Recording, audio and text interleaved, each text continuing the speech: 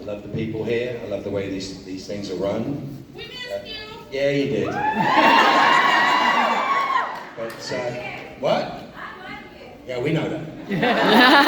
What's not to love? Exactly. But listen, it's a very special thing. When you think about it, there's not many shows in the world that have ended and still have just as much passion and energy behind it as this one. So we obviously we're in a very difficult time. We're on strike. The writers are on strike, and very likely the video game group of contracts will be on strike soon. And listen, just accept the fact that it's going to be a little weird for a while, but we'll tidy it up. We'll eventually clean it up. And if you're interested in the politics of it, the fastest answer I can give you is the world has changed, the way we watch has changed, how we watch has changed, and we need contracts that reflect that.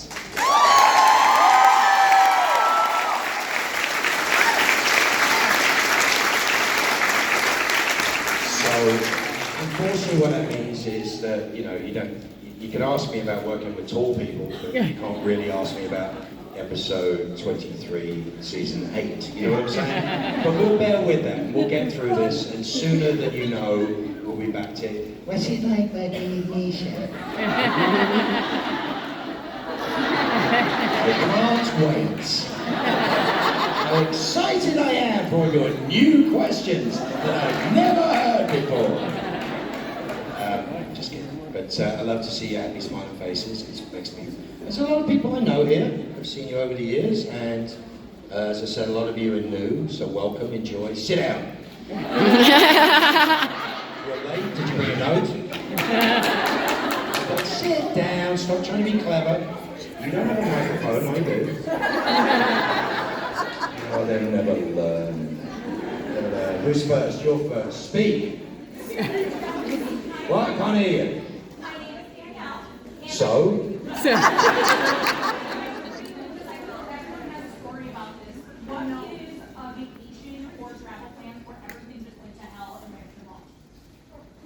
Vacation or travel plan where everything went wrong? Yes.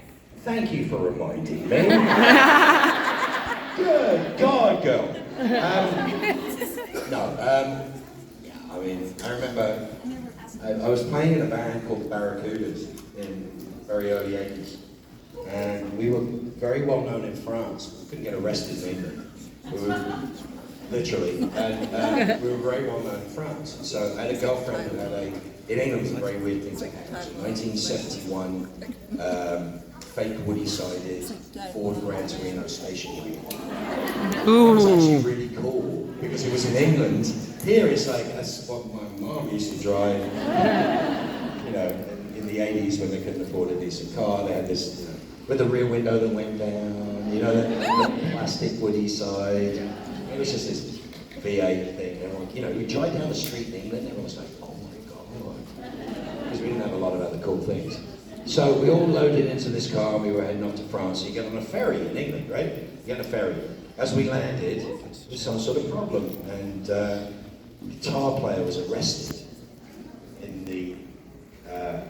at the docks, and arrested and taken away by special branch.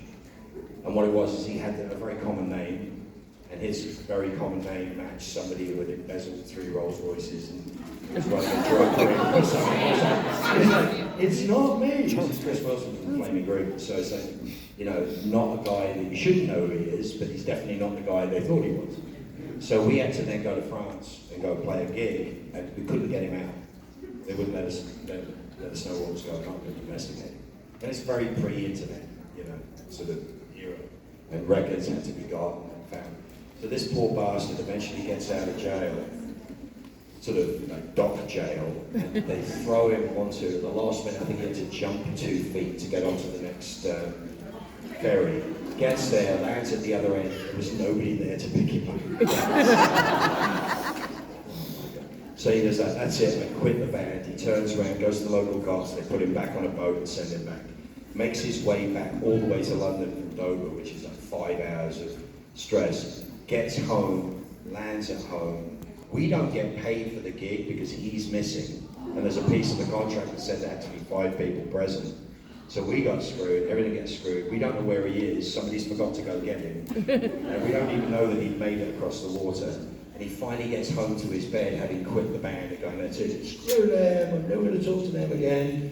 And as he lands, my mum and dad came in, picked him up, put him in a car, took him to a small airport, and he went in the propeller plane to France. So yeah, that's a pretty bad holiday. It's about the only way I can do it. Yeah, okay, what do you want? Long-time fan, first-time questioner. I know that you did a show with some ne'er-do-wells. You always played the straight person in the show. What would you want to be? The fixer, the body man, the planner, the con person? If you would, skill set, yes, exactly. What skill set would you want to have of the ne'er-do-wells that you were playing?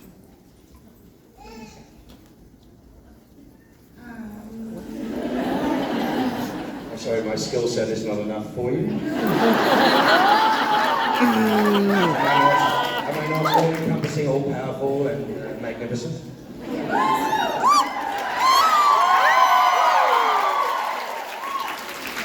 That is the right answer. Thank you.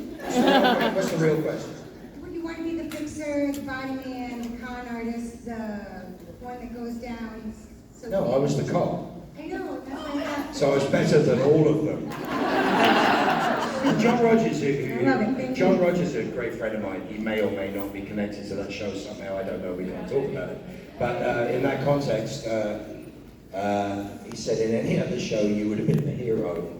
In any other version of that show, I was the good guy. So because it was a show about bad guys, I wasn't. But no, I wouldn't want to be any of the other things. Good question, but just not for me. Hello, I'm Lainey. Who? Lainey. Lainey. It's Nice. Scottish. Did you used to be the lead singer of Warrant? No. No, that was Janie. My question is, in the show that we cannot talk about, Yeah. is there anything you wish your character could have gotten to do it with their life?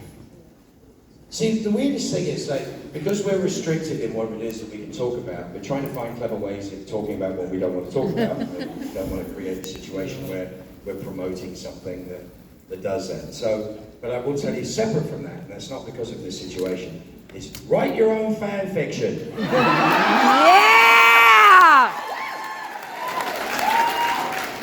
I told you guys, I went to a convention in Germany. No, I think it was in Austria, and the girl gave me a T-shirt, and she had printed on the front, "Write your own fan fiction," and on the back was the best word you could ever have across the shoulder blades that works perfectly in situations like this, which is next. Hi, Mark. My name is Adam. I just wanted to make a statement. Your work has brought me a tremendous amount of joy in my life, and you're the favorite part of anything you're in. My favorite part.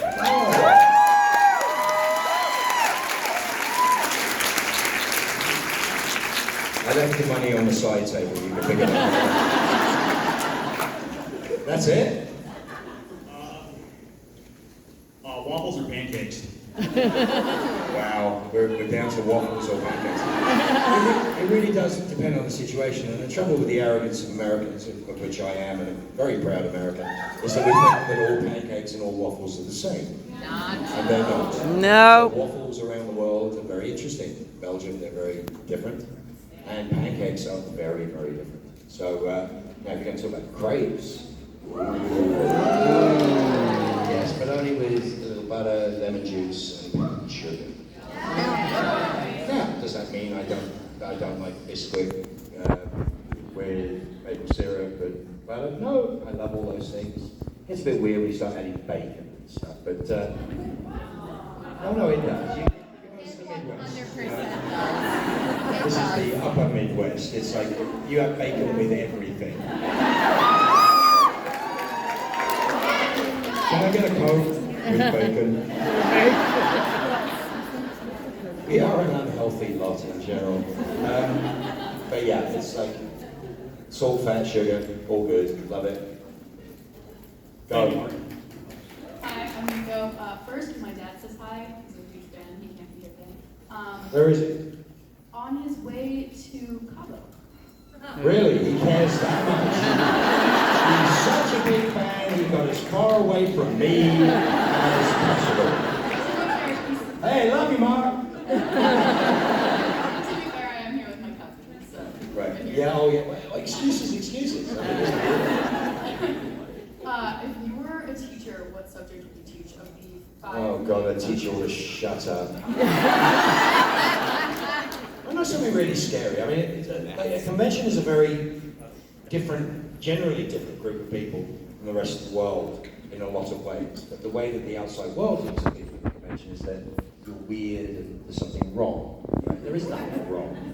But what it is I found in general that people who go to events like this tend to be reasonably well educated, some of you, genuinely, reasonably well read, very tolerant, which is fascinating to me, from many, many different walks of life, because this seems to be the great leveler, right? This is the great leveler. It doesn't matter what you are or what you do or who you love or any of those things that seem to be important to the outside. It's a genuine statement. Here, it doesn't matter at all. I mean, I would venture to say that, like in the furry convention that's next door, no, make fun. I'm saying they are far more polarized than we. They are far more having to stick to a particular format than we actually have to stick to.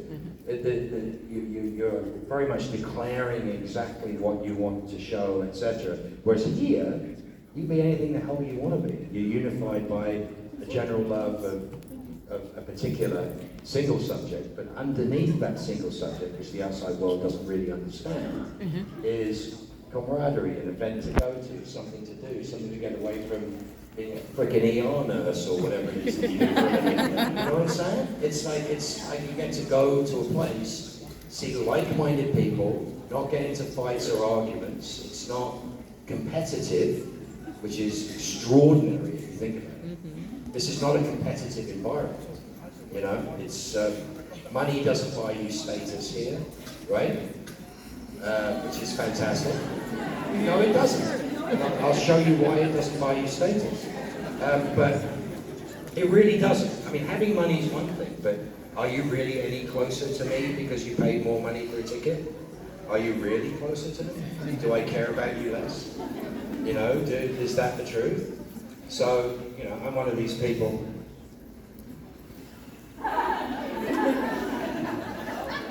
Make your mind up. But the thing is, it's like, you know, to me, because this is an all-encompassing, all-inclusive place to be, it is vital that you understand that it makes no difference whether you came here and can't afford an autograph ticket or a photo, or whether you can. It's the fact that you get to be here, we get to celebrate together. It's another reason why we have the Saturday night special, because that's an event that we can all enjoy. Right?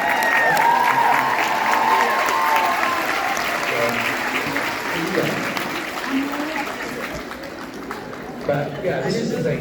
I much prefer coming to see the cheaper people in the back. Ones who couldn't be bothered to pay for a seat to see me up close and personal. But then you suddenly start realizing in a Mark Sheppard panel, you can sit anywhere. So that's it. Up your head. And your glasses. Good glasses. Good frames. Like, what? One would only hope, seeing as it says chrome hearts on it. Yeah. Thank you. But yeah, so listen, so understand, yes, this is a difficult time because we can't talk about the things that make it easy for us to have a chat about something funny or whatever. But we'll get our way through this, and it should only be a matter of weeks or so before we're allowed to go back to saying, I'm not promoting my previous employers. What I'm actually doing is sharing my memories of my existence. Once we get that ironed out, it's going to be a lot more fun, right?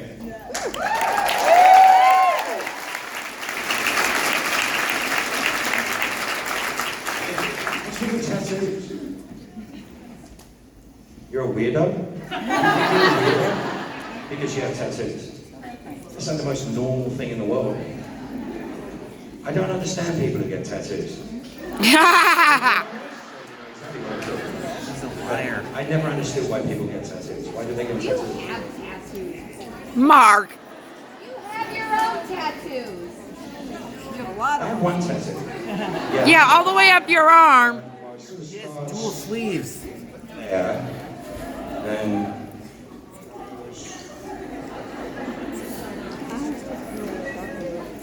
He's he lying. pays your money, he takes your chance. Yes, I have one tattoo which covers most of my body. Hey guys, you having fun? Who does? Argentina, you speak for Argentina now? Good God, the arrogance of South America, I love it. I know Argentina loves me. Hey guys, you having fun? Next question. Hi, Mark. My name is Maureen. I am wondering if you could invite any three people to have a dinner with, fictitious or real, alive or dead, who would they be and why? I like eating on my own.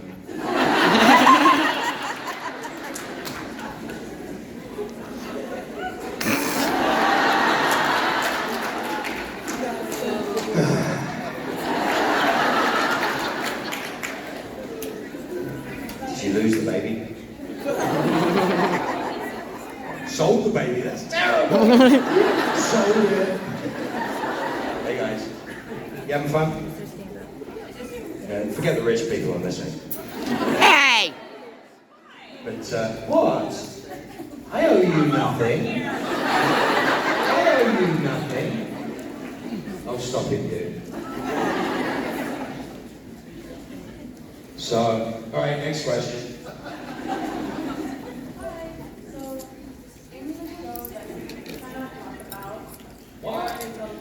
What? Speak up!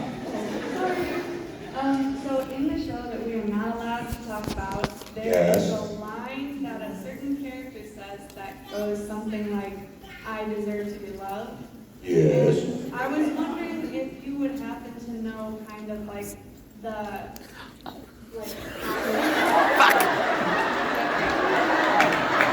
Should have tapped me on the shoulder, guys.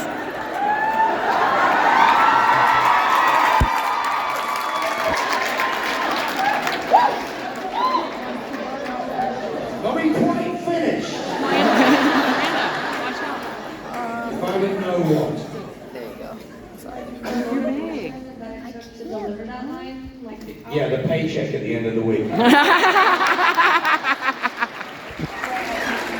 If you think of the context, I'm being serious here for a second. If you think of the context of what that character may or may not have been talking about for the 5 minutes previously, about being in motels for long periods of time and watching a certain cable network that starts with H, and I can't remember the other two letters. And they were watching something that might have been called, I don't know, Boys or something similar to that. Oh no, Girls or something like that. And that line effectively kind of comes from wherever he's been watching hours and hours and hours and hours of hotel cable. So that's the translation, I think, of what that thing you were saying. That I think I saw it once. I think that's what I got from it. Anyway, moving on. No. I mean, this is about. We've now got to the. Sit down.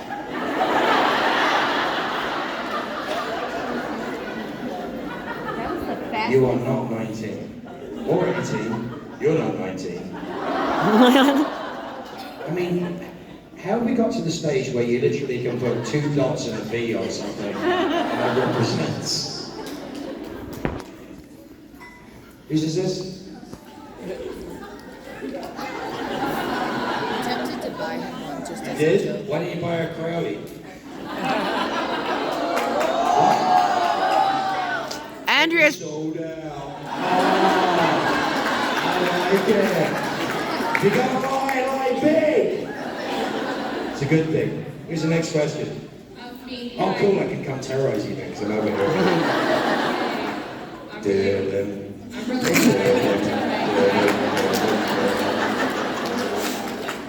Sorry, what? I'm just really glad I took my anxiety meds this morning.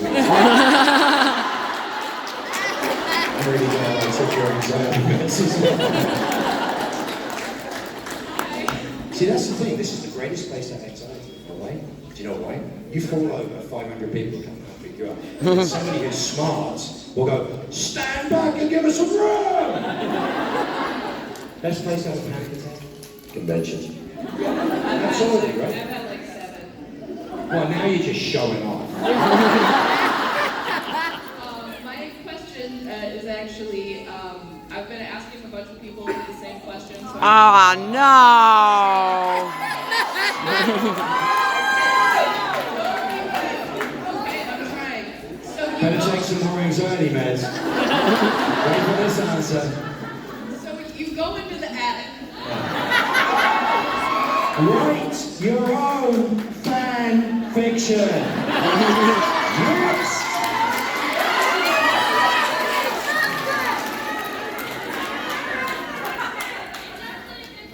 It is a good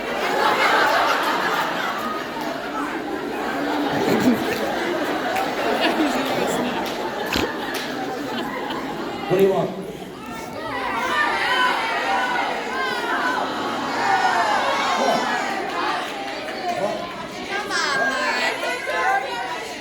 What was the question?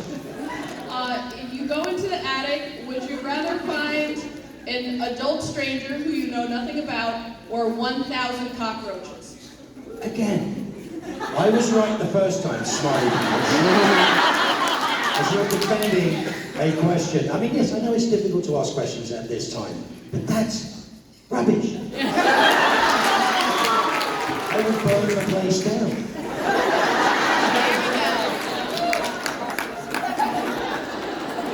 Go. Oh, hi, my name is Amistica and I'm from Las Vegas, Nevada. What? My name is Amistica and I'm from Las Vegas, Nevada.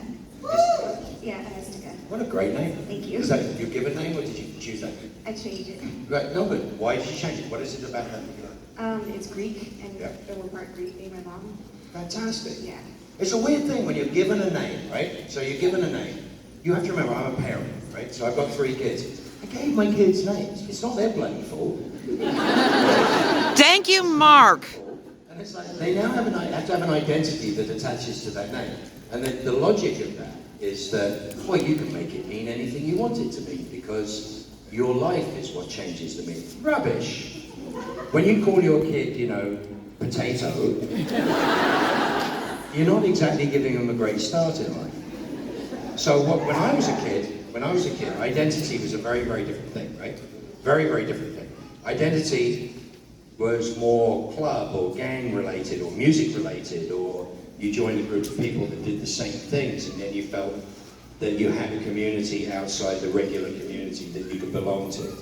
And now, I think because we've been so separated in communities that, you know, not necessarily in this area, but you think of big cities, people don't know who their neighbors are.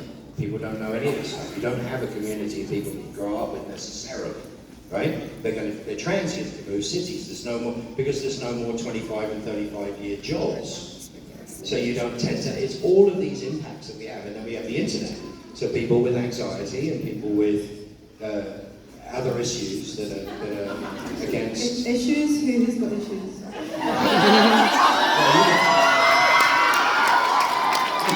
think my money issues are flaring at this point. What's up, shorty? Yeah, Ruthie!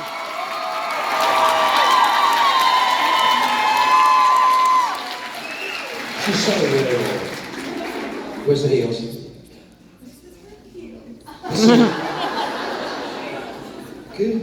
Good God! How you doing? All the best things come in small packages. Yeah! That's not a good phrase. And some of the best things come in small packages. Some other thing. Chocolate's better large. What are you doing? Just crashing your pattern. Okay. That's okay. That's a question. Who's your favorite redhead and Scottish actress to work with?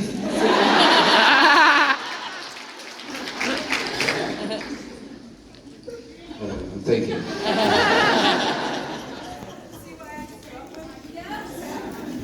Elena's not a natural redhead, is she? So that'd be you.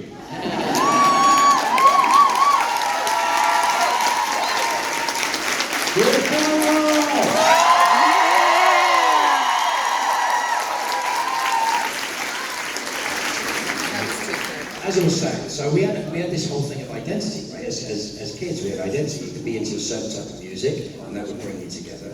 You could, your haircut would probably reflect the music that you liked. That stuff you would do, right? Now we are so individual, it is so difficult, I think, to find identity when we are so disparate in our likes and dislikes. And that's why I love conventions, because it kind of brings us together and means you don't have to be fighting the entire world, because you know you have a group of people that kind of understand you already. You know what I mean? But I think it's disingenuous the fact that there are some real identity issues in the world. There are genuine identity issues in the world. That everybody now has an identity issue. When I think, be really careful about quoting me on this because it's important to me. It's not dismissing the idea of identity or identity issues, but everybody having an identity issue, I think, comes from a lack of community and a lack of a feeling that you have a safe place to belong, and that we should all be in a situation where we don't give a damn what you want to be, who you want to love, who you want to be with, what you want to identify with. It's the fact that we have to now shine spotlights on so much. I think the pressure is on. I think the pressure is actually worse. And I don't think it helps, because we're dealing with mental health issues that we've never had to deal with before because nobody ever paid attention to them, not because they didn't exist. But we've got higher pressures which make those mental health issues way, way harder to deal with in society. Yes, we all talk about it, yes, we all say it exists, and then we're ignored on a bigger scale than we've ever been ignored before. How many people here have a genuine, don't bullshit, have a genuine diagnosed mental health disorder? Jesus. This is now a very scary place, I think. Actually, I've never felt safer, to be honest. Think about it. Just think about it. Just think about what's going on in the world. You know, if you're struggling, if you are struggling, as so many people are struggling. Yeah, I mean, whatever politics are, nothing to do with this, but I'm saying, we just went through a pandemic where the world stopped. I mean, we stopped, and then life did not continue in the same way since. You know, we've had to deal with this. I'm talking to a nurse up there, they had to deal with that aspect of it. We've had to deal with the aspect of losing people, or being scared on a continuous basis, and all of this stuff that's going on. And the world is a scary place. So if you're struggling, you have to do one, was it something I said?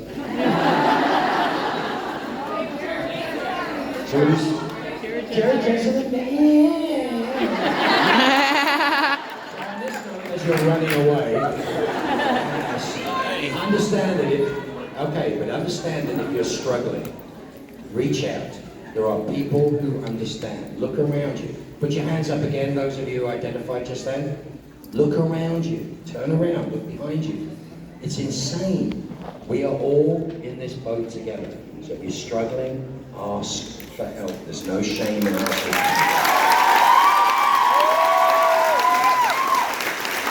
So what was your question? My question is, what's your favorite restaurant that you like to go to when you go to Las Vegas? When I go to Vegas, a friend of mine runs a restaurant called STK in the Cosmopolitan, my buddy Stephen. And when I go there, I feel very cool because they cook really nice stuff and I eat steak. But it's no fun unless you get to share it with somebody. It's actually the truth. Go to a great restaurant on your own is kind of nice, but go to a great restaurant with a friend or friends is way worth the effort. Food is a lovely unifier. Food is a lovely thing to come to. If you're Greek, you know that better than anybody. It's all about food in Greece. So, all right, what's up? Hi, my name is Samantha, and I'm doing... Samantha. Yes. I'm doing a month. Do you have any concurrent advice? Do in a month? Oh, a baby. You have me worried there, man. You haven't paid your rent or something. Ooh, no, could have been a big lunch, but now you know. Oh my God. I have a great piece of parenting advice for you, which is do not accept any damn parenting advice from anybody. Yeah! When they tell you what to do, well, you know what you need to do? You need to do this. Smile, say thank you, and do what the hell you were going to do in the first place. You are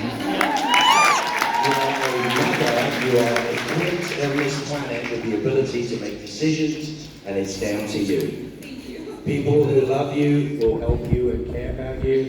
And if you, here's the trick, it's an old AA trick, it's so wrong, it's a trick. If somebody has what you want, and you like what it is that they have, ask them how they got it.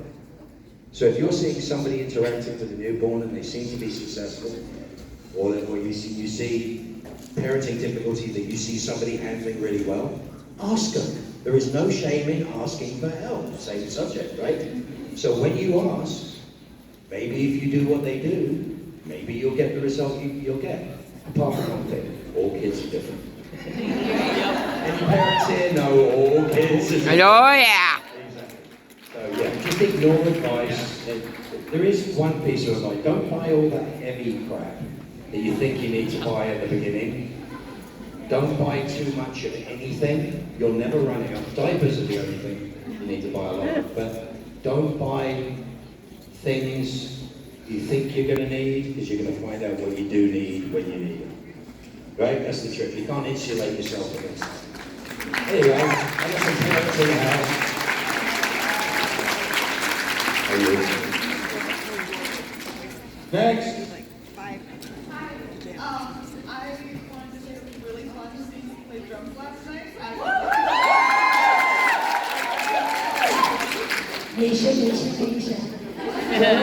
Jensen, Jerry, Lisa. I'm going to go see the important people. Yeah. The walk of shame. So, you said you enjoyed yourself last night. I did very much. I was just wondering what's your favorite venue? You have to speak into the microphone so we can all hear you. Louder. What was your favorite venue? Louder! Scream it. What? What was your favorite venue to play at so far? Venue to play at? Yeah. Croke Park Stadium in Dublin. With you too, the opening of the Joshua Tree tour. Yeah, that was a pretty fun venue. Actually, I was just talking to Borja that I did a gig with Robin Hitchcock in 2017 at the Fillmore West. She's one of my Oh. right? San Francisco. So I have a poster with Bill Graham Presents, which is kind of cool. It's a nice thing to have. But yeah, I've played a lot of great venues in the world. Outdoor festivals, and stuff like that. But actually, no, there's some very small places. The other place we played here, the convention center. Remember when we did the gig at the convention center last time? Yeah, what a stage that is. What a lovely place to play. So hopefully one day we'll go back there. Good question. What? Next. Hi, I'm Amanda. You're what? I'm Amanda. Amanda Panda? Yeah. And I think it's cool that we can't talk about the show. Because you grow Ooh, a contrarian. I think it's cool that we can't talk about Misha. You said something. We're right over my head like everything goes over this.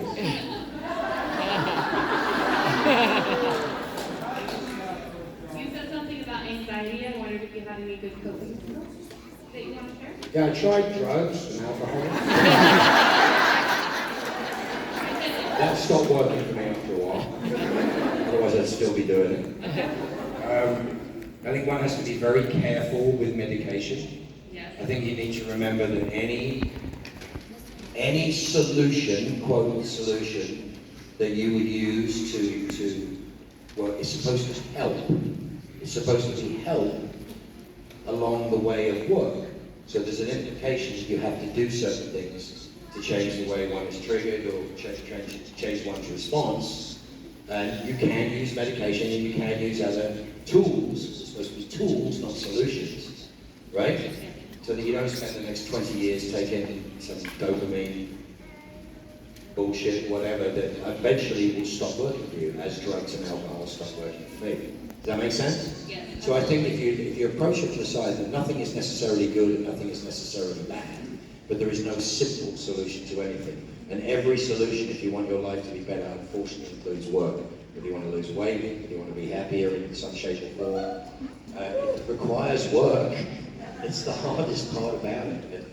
It's not something we love to do. And anxiety, of course, precludes you from believing that you can actually do anything about your anxiety.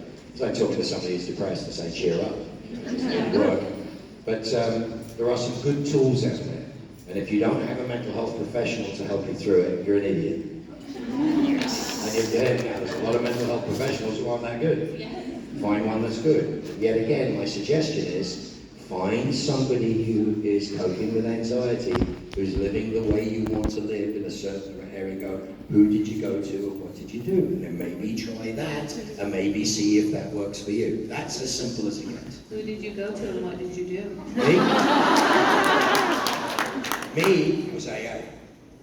So the psychological aspect, I had to take out the chemical aspect of it, because it just wouldn't work for me in that context. So everything had to be based on other people's experience of what it is I gleaned from their experience and try to take contrary actions in that. My life is difficult when I'm living in fear. That's as simple as that. There's only 2 fears, you know that. The great news is there's only 2 fears. They're all the same. 2 fears. Losing what you have or not getting what you want. And death falls into that, everything else falls into that. That's the truth. And if you can cope with those, or learn to cope in little ways with those, because your personality is, shut up in the back! Then you're well on your way to having a better experience than the experience you're having now. Does that make sense? Yes, thank you. There you go.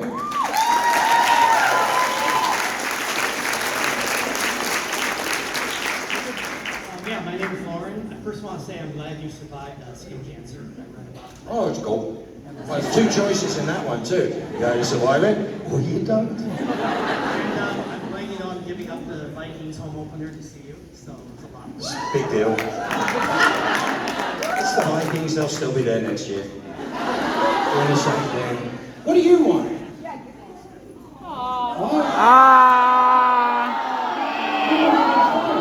That's my favorite part. Spend the whole weekend with these people, and then they boo us. Boo. Boo. Anyway, we got a show to run. Do I get to ask my own question? Fine. All right.